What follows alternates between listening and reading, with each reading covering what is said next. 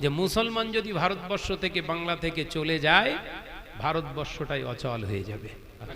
যে কোটি কোটি হাজার হাজার কোটি কোটি ভারতবর্ষের যে স্থাপত্যগুলো দেখিয়ে ইনকাম হচ্ছিল ওটা পুরো ধূলিসাৎ হবে।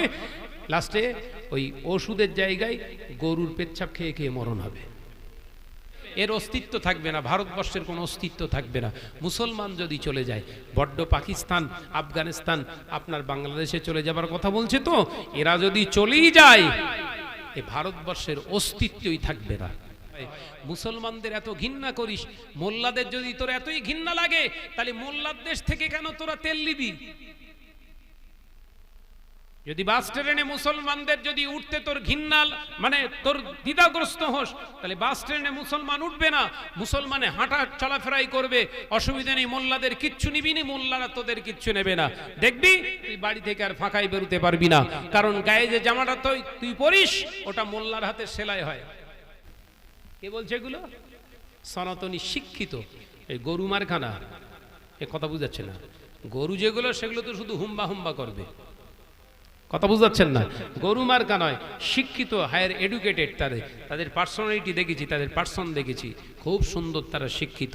হ্যাঁ, বুদ্ধিজীবী শিক্ষিত মানুষের সঙ্গে সম্পর্ক রাখুন, সে যে ধর্মেরই হোক না কেন তাদের সঙ্গে সম্পর্ক রাখুন, দেখবেন তাদের থেকেও কিছু তথ্য পাবেন আপনি। কথা বুঝতে পারছেন না? তাদের থেকেও আপনি তথ্য পাবেন। ইসলামের যে তথ্য আপনি জানেন না তাদের কাছে তথ্য আছে, শিক্ষিত ব্যক্তিদের কাছে। কথা বুঝতে পারছেন? যে ভারতবর্ষের মুসলমান যদি চলে যায়, তিনি লিখছেন ভারতবর্ষ থেকে মুসলমানদের যদি চলেই যেতে হয় তাহলে এপিজে আব্দুল কালাম সাহেবের আবিষ্কৃত যে মিসাইল, তিনি যে পরমাণু আবিষ্কার করেছিলেন, ও মুসলমানরা বলবেন আমরা চলে যাব, কিচ্ছু রাখবো না। তখন তো ওই গোবর আর ঘুঁটে ছাড়া হাতে কিছু থাকবে না। কথা বুঝতে পারছেন না? গোবরের ঘুঁটে ছাড়া আর কিছু থাকবে না। মুসলমানরা যদি বলে ঠিক আছে আমরা থাকবো না এখানে, আমাদের এখানে যা ভাস্কর্য আছে, যা কিছু এখানে চিত্রকলা শিল্প এখানে মুসলমানদের তৈরি করা ছিল সব ঘুরিয়ে শেষ করে দেবো, এখানে কিচ্ছু থাকবে না। যে কোটি কোটি হাজার হাজার কোটি কোটি ভারতবর্ষের যে স্থাপত্যগুলো দেখিয়ে ইনকাম হচ্ছিল ওটা পুরো ধূলিসাৎ হবে। লাস্টে ওই ওষুধের জায়গায় গরুর পেচ্ছাপ খেয়ে খেয়ে মরণ হবে। বলছে, লিখছে, এগুলো আমাদের কথা না, মিডিয়ার কথা। অর্থাৎ এগুলো আমাদের ফাইট করার প্রয়োজন নেই, আমাদের একটা জায়গায় ফাইট করতে হবে, সেটা হচ্ছে হারামের বিরুদ্ধে।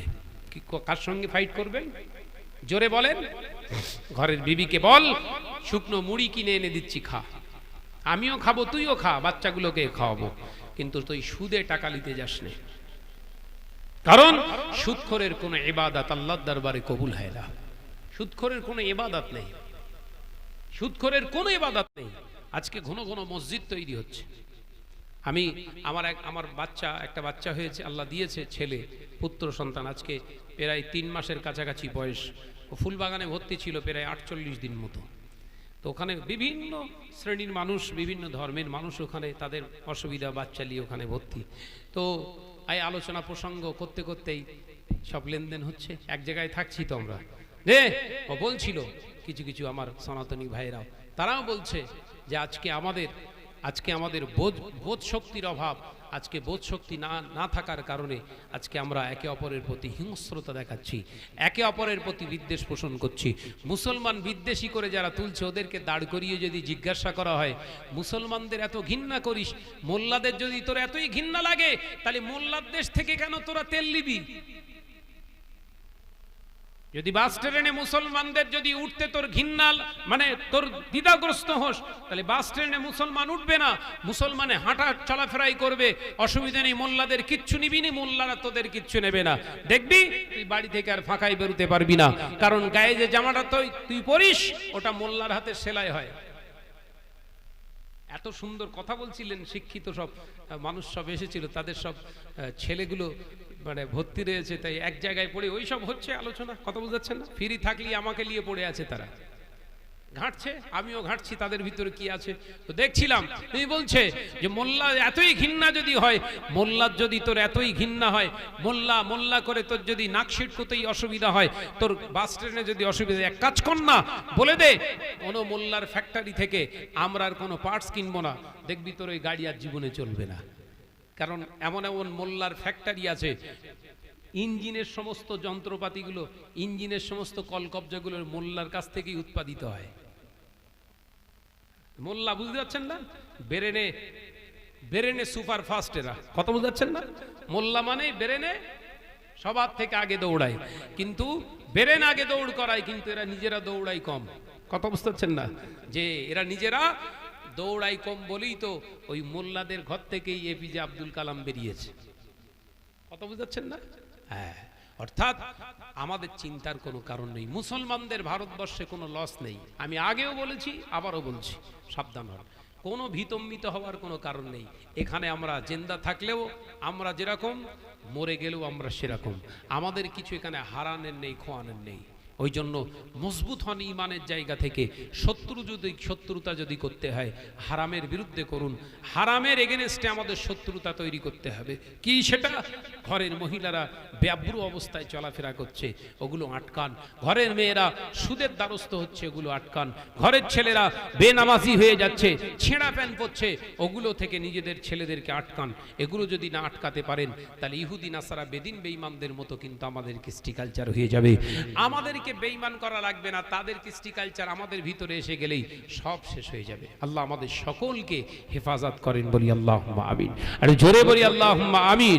মহব্বতের সঙ্গে কালিমা লা ইলাহা ইল্লাল্লাহ। আওয়াজ কমে গেল কেন? লা ইলাহা ইল্লাল্লাহ মুহাম্মাদুর রাসূলুল্লাহ হাসবি রাব্বি জাল্লাল্লাহ মা ফি কলবি গায়রুল্লাহ নূর মুহাম্মদ সাল্লাল্লাহু হক লা ইলাহা ইল্লাল্লাহ লা ইলাহা।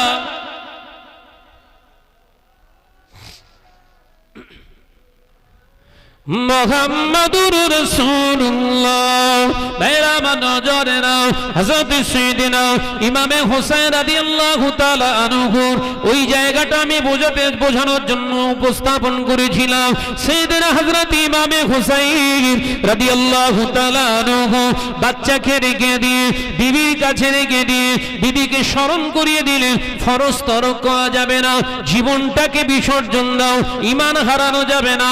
অর্থাৎ ঈমান কে মজবুতে রেখে দিয়ে আর ময়দানে আমি চলে গেলাম। হযরত সাইয়েদনা ইমামে হোসেন রাদিয়াল্লাহু তাআলা আনহু আর তলোয়ার নিয়ে এগিয়ে যাচ্ছে। ওদিকে ওই দেখতে পাওয়া যায় কুফাবাসীরা হযরত ইমামে হোসেনকে যখন ঘোড়ার উপরে সওয়ার করে আস্তে আস্তে এগিয়ে যাচ্ছে, কুফাবাসীরা দেখে অবাক হয়ে গেল। আমরা কি ইমাম হোসেনকে দেখছি না রাসূলুল্লাহকে দেখতে পাই? একবার জোরে হবে না? সাইয়েদনা হযরত ইমাম হোসাইনের চেহারা মোবারকটা অনেকটা রাসূলুল্লাহর সঙ্গে মিলে যেত। একবার জোরে হবে না?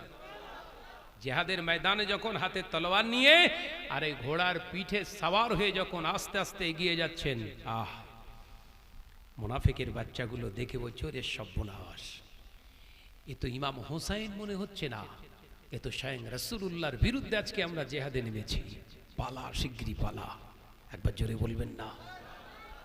আল্লাহ নবী সাহাবী হযরত ইমামে হুসাইন রাদিয়াল্লাহু তাআলা আনহু আসতে দেখে ওই সময় কুফার মুনাফিকগুলো পিছু টানতে লাগলেন, কিন্তু পিছন থেকে আওয়াজ দিলেন আব্দুল্লাহ বিন জিয়াদ, আওয়াজ দিয়ে বললেন, খবরদার, পিছনে আসলে তোদেরকে আমি হাতে করে হত্যা করব, তোদেরকে কতল করব আমি। আর আগে বাড়লে তোদের জন্য সারপ্রাইজ আছে, তোদের জন্য প্রাইজ আছে। হযরত ইমামে হুসাইন রাদিয়াল্লাহু তাআলা আনহু ওই সময় এগিয়ে যেতে লাগলেন। না না না, কুফারে কুরাইশে নয়, ওই মুসলমান দাড়িওয়ালা টুপিওয়ালারা হযরত ইমামে হুসাইনের দিকে এগিয়ে যেতে লাগলেন। কেউ আসতে চাইছেন না। হযরত ইমামে হুসাইন রাদিয়াল্লাহু তাআলা আনহু হাতের তলোয়ার মোবারক তিনি ঘোরাতে শুরু করলেন জিহাদের ময়দানে, হুজুর মারতে শুরু করলেন, মেরে মেরে মেরে মেরে কোফা দেখতে পাওয়া যায় কুফাবাসীদের অনেকটাই তিনি জাহান্নামমুখী করে দিয়েছে। হযরত ইমাম হুসাইনের সামনে কেউ দাঁড়াতে পারেন না। এ নজরে যুবকেরা ওই সময় এমনি করে জিয়াদের নেতৃত্বে আব্দুল্লাহ বিন জিয়াদ বলেছিলেন ওইভাবে ইমাম হুসাইনকে শেষ করা যাবে না, তোর দূর থেকে এই তীর মার। হযরত ইমাম হুসাইন রাদিয়াল্লাহু তাআলা আনহুকে শহীদ করে দেওয়ার জন্য দূর থেকে তীর মারতে শুরু করলেন। হযরত ইমাম হুসাইন রাদিয়াল্লাহু তাআলা আনহুর গায়ে চেহারা মোবারকের উপরে তীরের ছিনিরগুলো নিক্ষেপ করতে লাগলেন। তীর একটা দুটো চারটে ছটা আটটা 15টা 20টা 30টা 40টা তীর কাটতে শুরু হয়ে গেল। হযরত ইমাম হুসাইনের চেহারা মোবারকে হেন কোন জায়গা যে জায়গাগুলো তীরগুলো এসে কেটে যায় না। হযরত ইমাম হুসাইন রাদিয়াল্লাহু তাআলা ঘোড়ার পিঠ থেকে নেমে গেলেন, নেমে গিয়ে একটা টানা নিঃশ্বাস নিয়ে হুজুর আমার জুলফিকার নামক তলোয়ারটা একবার জমিনে গেড়ে দিলেন। জোরে বলুন সুবহানাল্লাহ। হযরত ইমাম হুসাইন এই তলোয়ারটা যখন জমিনে কারবালার ময়দানে তিনি গেড়েছিলেন, ওই সময় ওই দেখতে পাওয়া যায় কুফাবাসীরা ওই চিত্র দেখে পালিয়ে যেতে লাগলেন। হযরত ইমাম হুসাইন দেখলেন একটু পরিষ্কার আছে সামনে, গুটি গুটি পায়ে তীর খাওয়া অবস্থায় গুটি গুটি পায়ে হুজুর ফুরাত নদীর সামনে করে তীরে ফুরাত নদীর কিনারে নেমে গেলেন, একটু পানি পান করা যায় কিনা। হযরত ইমাম হুসাইন রাদিয়াল্লাহু তাআলা আনহু যখন ফুরাত নদীতে আজলা ভরে পানি তুললেন রক্তে ভরা পানি। হযরত ইমাম হুসাইনের চোখ থেকে পানির টুসা গড়িয়ে যায়। হযরত ইমাম পানি খাবে কিনা তিনি চিন্তা করতে লাগলেন, এই পানির বিধান, এই পানির অভাবে আমার কলেজার লাল শেষ হয়ে গেল, আমার সওদার ভাইরা আমার সঙ্গীরা সবাই পানি পেল না, খেতে পেল না, আর আমি ইমাম হুসাইন কি করে খায়? না না না, হতে পারে না, বেইনসাফি হয়ে যাবে। মৃত্যু যদি নসিবে থাকে এইভাবে নসিবে হোক, কিন্তু হক ফাঁকি দিয়ে দুনিয়া জমিন থেকে মৃত্যু নিতে চাই না। জোরে বলেন। মরণের আগ পর্যন্ত হক নষ্ট করতে চাইনি। এই 50 বছর আগে যে মরেছে ওর খোঁজ নি, ওই জন্য দেখবেন কার হক ঝেড়ে দিয়ে তাই শুয়ে গেছে। কথা বুঝাচ্ছেন নাকি? আর এই 1400 বছর আগে ইমাম হুসাইন দুনিয়া ছেড়েছেন, এখনো তার রিসালে সওয়াব হয়, কারণ হক ফাঁকি দিয়ে তিনি কবরে যাননি। একবার জোরে বলুন। মাথা ঢুকেছে ওয়াজ। এই কাহিনী বলার জন্য আমি ওয়াজ করিনি, আমি ওই পয়েন্টটা বোঝানোর জন্য যে ইমাম হুসাইনের মৃত্যুটা আর আপনার এলাকার দাদুর মৃত্যুটা সমান নয়। আমার আলোচনা মাথায় ঢুকেছে? ভাববেন না যে শাহনাজ ভাই খানিকটা বলল, আমি আবারও বলছি কাহিনীর মজলিস নয়, এই মজলিসটা কাহিনী শোনার জন্য নয়, মজলিসটা হচ্ছে সংশোধনের মজলিস। ভুল থাকবে সেটা সংশোধন করবেন, এই জন্য মজলিস। এই মজলিসটা শুরুতেই বলেছিলাম, মনে আছে তো? ইমামে হুসাইন রাদিয়াল্লাহু তাআলা সাইয়্যিদিনা হুজুর তিনি শহীদ হয়েছেন, কিন্তু শহীদ হওয়ার আগে হক ফাঁকি দিয়ে শহীদ হননি। আর এখন এই গুলি খেয়ে, ঝান্ডার জন্য মার খেয়ে, বোম খেয়ে মরেছে, বলছে শহীদ হয়ে গেছে। মানে শহীদের বাপ সার্টিফিকেট দিলে তাই ফেরেশতা নেবে। হ্যাঁ, দুনিয়ায় ঝান্ডার জন্য মার খাবেন, দুনিয়ায় কারুর ঝান্ডার জন্য মার খাবেন, আল্লাহ কিয়ামতের দিন প্রশ্ন করবে কার জন্য মরেছিলিস। মিশকাত শরীফে এসেছে, কিতাবুল ইলমের অধ্যায়ে হাদিসটি পাবেন। হযরত আবু হুরায়রা রাদিয়াল্লাহু তাআলা আনহু বর্ণনা করেছেন হাদিসটি, অনেক লম্বা হাদিস, শুধু সারমর্ম বুঝিয়ে দিয়ে যায় যে 3 শ্রেণীর ব্যক্তিকে আল্লাহ জাহান্নামায় দেবে ময়দানের মাহশারে। প্রথম নম্বরে হুজুর বললেন 1 শ্রেণীর আলেম। 1 শ্রেণীর, জোরে বলেন, 1 শ্রেণীর আলেমকে আল্লাহ কিয়ামতের দিন জাহান্নামায় দেবে। এর ব্যাখ্যা আছে আবার। কোন আলেম? বিশাল কোরআন হাদিস জানে, তিনি তো নবীর ওয়ারিস, নো নেভার, কখনোই না। কোরআন হাদিস শয়তানও জানে। যতটুকু এলেম অর্জন করেছে সেই এলমের অনুযায়ী নিজের জীবনটাকে চালনা করেছে কিনা দেখবেন। তার মানে যতটুকু, সেই সূচনায় বলেছিলাম মনে আছে তো, যতটুকু জ্ঞান অর্জন করবেন ওই জ্ঞানের দ্বারা নিজেকে যদি না চালনা করতে পারেন আপনার এলেমের কোনো মর্যাদা নেই আল্লাহর কাছে। অর্থাৎ এক লাইন শিখলে ওই এক লাইনের উপরে আপনার জীবন তৈরি করুন। তাহলে ফরজ আদায় করলেন, জ্ঞান অর্জন করা ফরজ আপনি আদায় করলেন একটা ফরজ, আর ওই জ্ঞান অনুযায়ী নিজেকে চালনা করা আর একটা ফরজ, দুটো ফরজ আদায় হলো। একবার জোরে বলুন, একবার জোরে হবে না? যে ময়দানের মাহশরে এই আলেমগুলোকে আল্লাহ প্রশ্ন করবে, যতটুকু জ্ঞান অর্জন করেছিলিস কার জন্য করেছিলিস বল। মিশকাত শরীফে এসেছে এইভাবে, আল্লাহর আলেম বান্দা বলবেন, আল্লাহ আপনার জন্য জ্ঞান অন্বেষণ করেছিলাম, আপনার জন্যই ব্যয় করেছি। আল্লাহ বলবেন, তুমি মিথ্যুক, তুমি হলে কাজ্জাব, তুমি হলো মিথ্যুক, তুমি মিথ্যা কথা বলছো। জ্ঞান অন্বেষণ করেছিলে এলাকায় বড় হুজুর সাজার জন্য, যে সবাই আমাকে বড় হুজুর বলে ডাকবে, সবাই আমাকে মুফতি সাহেব বলে ডাকবে, সবাই আমাকে এই সাহেব বলে ডাকবে, বক্তা সাহেব বলে ডাকবে, এই ছিল তোর মূল মাকসাদ।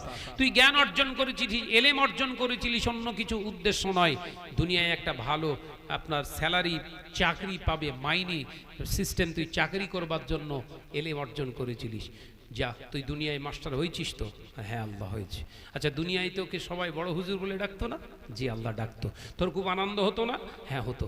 এই তো তোর এলমের ওসিলায় যেটা চেয়েছিলিস আমি আল্লাহ দুনিয়ায় তো মিটিয়ে দিয়েছি। তাহলে তোর এলমের ওসিলায় তুই দুনিয়ায় পেয়ে গেছিস, আখিরাতে আর তোর কিছু নেই, জাহান্নামায় চলিয়া। এক শ্রেণীর আলেম গেল। দ্বিতীয় পর্যায়ে হাদিস বলছি, মাথা ভিতরে ঢোকান বাবু। দ্বিতীয় নম্বরে আল্লাহ পাক রব্বুল আলামিন জিজ্ঞাসা করবেন, এই আমার ধনাঢ্য জ্ঞানী ব্যক্তি এদিকে এসো। আল্লাহর একদল ধনাঢ্য মানে বিরাট ধনবান ব্যক্তি আসবে। আল্লাহ পাক বলবেন, অর্থ উপার্জন করেছিলিস তাই না? কার জন্য করেছিলিস, কার হুকুমে করেছিলিস? ওই সময় ওই ধনাঢ্য হাজার হাজার crore crore million billion trillion মালিক তারা বলবে, আল্লাহ আপনার হুকুম মেনেই তো অর্থ উপার্জন করেছিলাম। আল্লাহ বলবেন, মিথ্যা কথা, তুই গরিবদের শোষণ করে রাস্তার টাকা, গোহারের টাকা কিচ্ছু বাকি রাখিসনি, সব ঝেড়েছিস, ঝেড়েই তো এত কিছু করেছিস দুনিয়ায়। কোন রাস্তায় ব্যয় করেছিলিস? আল্লাহ পাক যেই প্রশ্ন করবেন ওই সময় ওই ব্যক্তিটা বলবে, আল্লাহ আপনি যেমন অর্থ আমায় দিয়েছিলেন আপনার রাস্তায় ব্যয় করেছিলাম। আল্লাহ বলবেন, মিথ্যা কথা, দেখ তুই তোর দেখবি ভিডিও আছে, ক্লিপ আছে। এইরকম ভিডিও ক্লিপ আল্লাহর কাছে নয়, আল্লাহর কাছে যে ভিডিও ক্লিপটা হচ্ছে কুদরতি ক্লিপ। একবার জোরে বলুন, একবার জোরে হবে না? এর থেকে পাওয়ার বেশি না কম? জোরে বলেন, কত বেশি? সহস্র কোটি কোটি কোটি কোটি গুণ বেশি। একবার জোরে বলুন। আল্লাহ পাক কুদরতি ক্ষমতায় বলবেন, satellite on, satellite on, video on হয়ে যাবে। দেখবে দান করতে এই অর্থ উপার্জন করেছিল, দুনিয়ায় ধনাঢ্য ব্যক্তি হওয়ার পরে যতটুকু দান করেছিল নাম কামানোর জন্য। আমি এত টাকা দান করি, এই করি, সেই করি। তুই আনন্দ উপভোগ করতিস, লোকে তোর প্রশংসা করবে, সেই জন্যই তো তুই দান করতিস। ধরা পড়ে যাবে, যা, তোর আর কোনো এখানে হিসাব নেই, তুই জাহান্নামায় চলে যা। দুটো চলে গেল। তৃতীয় একদল ব্যক্তিকে আল্লাহ প্রশ্ন করবে, হ্যাঁ এসে চলে এলো, যেটা বোঝাচ্ছিলাম, শাহাদাত, শহীদ হওয়া ব্যক্তি। এক শ্রেণীকে আল্লাহ তুলে বলবেন, বল বান্দা, তোর গায়ে চোখে মুখে রক্ত মাখা এই অবস্থায় কেন তুই উত্তোলন করলি দুনিয়ায়? কার জন্য জান দিয়েছিলিস বল? এই বান্দারা তখন বলবেন, আল্লাহ আপনার জন্য আমরা জান দিয়েছিলাম। আল্লাহ বলবে, মিথ্যা হচ্ছে না? এই ফেরেশতা, আমি আল্লাহ বলছি, এদের সব হিস্ট্রিগুলো তোলো। তখন দেখবে সেই ভিডিও ক্লিপের দ্বারা কি বলবে, এই কাঁধ ঝান্ডা কেলে দৌড়াচ্ছে। কথা বুঝাচ্ছেন না? হ্যাঁ, 30 বছর, 40 বছর, 15 বছর খুব লাপালাপি লম্পঝম্প করতে করতে হঠাৎ করে আনমনা করে যাচ্ছিল, পেছন দিক থেকে কেউ গুলি মেরে মেরে দিয়েছে। চিত্রটা দেখতে পাচ্ছে। আল্লাহ বললেন, কার জন্য মরেছিস বল? কার জন্য মরেছিস? গুলি খেয়ে, বোম খেয়ে দেখতে পাচ্ছিস? ঝান্ডার জন্য, আমার জন্য না। ঝান্ডার জন্য মরেছিস, তাই যা, ওই ঝান্ডা তোকে জান্নাতে নিয়ে যাবে, আমি আল্লাহ না। আমি আল্লাহ বলছি, তুই জাহান্নামায় যা। তাহলে মরাটাও মরণের মতো মরতে হবে। এই কথা বুঝাচ্ছেন না? যাত্রার জন্য মরা যাবে? জোরে বলেন, যাত্রার জন্য জান দেয়া যাবে? ফেঁসে যাবেন, ফেঁসে যাবেন। আল্লাহ আমাদেরকে বোঝার তৌফিক দেন, বলুন আমিন। হযরত ইমাম হুসাইন রাদিয়াল্লাহু তাআলা আনহু কারবালার ময়দানে আজলা ভরে পানি তুলেছে, পানি পান করবে, চিন্তা করছে। সাথী সঙ্গীরা কেউ পানি পান করতে পারলো না, আমি পানি খাবো, ফেলে দিলেন। এই উঠে দাঁড়ান, তাকবীর দেন, নারায়ে তাকবীর, জোরে হয় না নারায়ে তাকবীর। আওলাদে মুজাদ্দিদুস জামান, আওলাদে মুজাদ্দিদুস জামান, জনাব ভাইজান হুজুর কিবলা, জনাব ভাইজান হুজুর কিবলা, নারায়ে তাকবীর, নারায়ে তাকবীর।